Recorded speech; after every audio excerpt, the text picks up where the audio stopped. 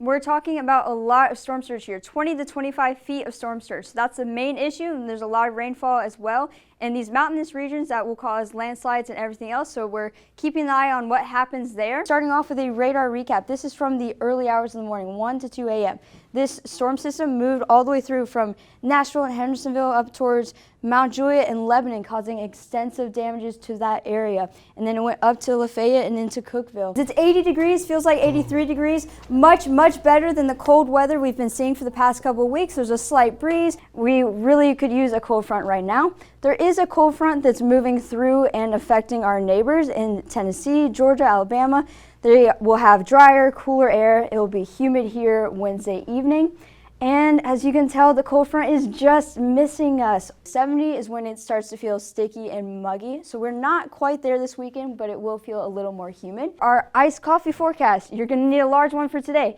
89 degrees, plenty of sun, it's quite warm. As you can see, there's up to 2 feet of snow in some parts of the Rocky Mountain area. And as you go more towards Chicago, there's also 3 to 6 inches over there. Election day forecast, 10 a.m. mostly sunny, 77 degrees. Partly cloudy, 1 p.m. 79 degrees, and 4 p.m. still beautiful, perfect 78 degrees.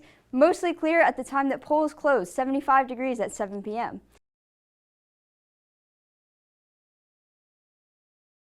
So starting off with our humidity emoji cast, as you can see, it is currently humid, but compared to the very humid and oppressive we usually get, this is actually really nice for us. But then looking into tomorrow, it's already going to go back to very humid, so enjoy today while you can, because it will just get more humid as the week goes on and some rain moves in. And so looking at our areas to watch, we have this one little spot in Cuba, 10% chance of formation over the next 5 days. We're honestly not too worried about it because it's a little too far west to affect us that much if it does form. But hey, if it forms, we're on to Gamma in this amazing season we're having. And so looking at our future cast, this is overestimating the rain a bit, so it's not as bad as it looks on there. Pretty nice day today. Tomorrow will be nice, sunny, dry, beautiful.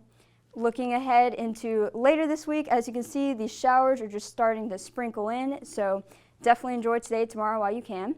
Rain chances will go over 20%, 50-50, just slowly working our way up. 80% chance of rain Sunday, might change, but for now, don't make plans to go to the beach. Looking at today's forecast, 86 degrees, cooler than it has been. It's kind of sad that I have to say 86 degrees is cooler when we're in September, but it is cooler than it has been at least, and it will get warmer as the week goes on. Less humid, plenty of sunshine, pretty nice day. Tonight will be a low of 75 degrees, so not as muggy and still pretty comfortable. Looking into tomorrow's forecast, it'll be slightly warmer, lots of sunshine, still cooler than it's been. And let's look at our 7 days. So we have 86 degrees on tomorrow, 88 on Thursday. As you can see, it's slowly getting warmer. 88 Friday. And it may storm Friday, Saturday, Sunday, a little more likely to rain. 90 degrees on Monday with some isolated storms here and there, both Monday and Tuesday. 91 on Tuesday, so it's getting pretty hot outside. Follow UMTV Canescast on Instagram. Stay tuned for our show next Thursday. And just enjoy this beautiful day while you register the vote.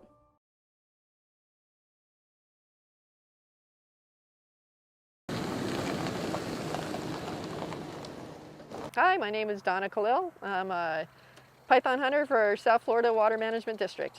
I started hunting pythons professionally in March 2017. I knew that there was a need to have hunters out here removing pythons from the environment to help our native species, being that pythons are eating everything that moves out here. My name is Mike Kirkland, and I'm an invasive animal biologist for the South Florida Water Management District, and I manage our python elimination program. Donna was our only female hunter now. We have 3 female hunters. Today I have a wonderful hunter with me, Amy Siwi, and she's going to be up there spotting too. She's a contractor as well. I lived in Indiana in the Midwest for my whole life, and I learned that there was a python problem down here, and so I came to investigate, and Donna Khalil took me on a volunteer trip, and she caught a python, and I was hooked. We're out here on in the Everglades looking for pythons that are going to come up hopefully to us, and we'll be able to catch them and remove them from the environment. They're very popular pets to own, and through both accidental and intentional releases, these things were able to get out into the wild. And because of South Florida's subtropical environment, which is a very similar environment to their native range in Southeast Asia, this species is able to thrive and reproduce. It's not the snake's fault that they're here, but they really, really do have to go. The reason why we have to get rid of these invasive species is because they're eating up all the animals, the native animals that are down here. All of the rabbits, all of the possums, all of the raccoons, they're all gone. They've all been eaten by these pythons. And Everglades National Park has less than 2% of these of mammals left.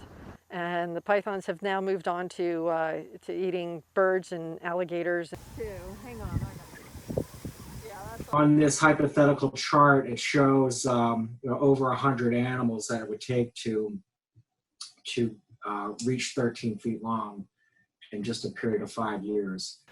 Every python that we remove makes a positive difference to the native species that live here. We have a sister program out there with a partnering agency, the Florida Fish and Wildlife Conservation Commission. So if you put both programs together, since spring of 2017, we've collectively caught well over 6,000 pythons, which is a staggering number and more than any other management effort has ever brought out before. So that kind of tells us that the population out there, though we don't know exactly what it is obviously very high. I had to walk into the water and I couldn't see most of the snake. I literally only saw about a foot of it when I spotted it. And, managed to get my hand in the water before it moved, and I was able to grab it by the head before it took off. And that was a real tricky catch. And a tricky spot too. But managed to get it, bag it, and get it out of the Everglades. They're very, very tenacious animals. They're survivors, and and they're very hard to detect. And so in the wild, so that's all problems, all obstacles for us in trying to manage this species. Because it's a big snake. It goes in the bag. That goes in first. That goes in second. That closes up, and we got a python. Woohoo! It's always good when you go home with something in the bag.